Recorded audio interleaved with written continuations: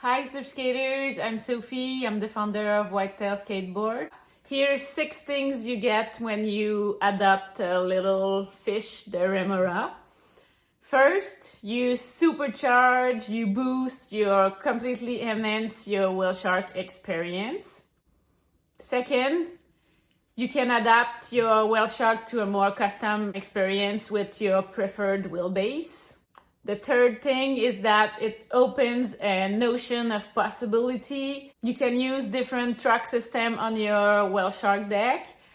You can move the wheelbase to lend it to someone. It makes it easier to resell your board because it can allow different wheelbase.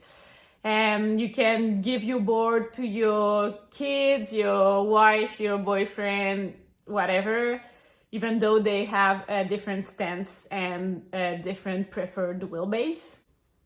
Fourth, you invest in the surf skate innovation. So innovation can continue in the field of surf skating and everything doesn't become a mashup of clones and copycats. I'm biased about the 2 last one, but fifth, you help a small shaper to stay afloat and keep on trying to contribute to the surf skate scene. And 6, you are helping a small skate brand to stay open.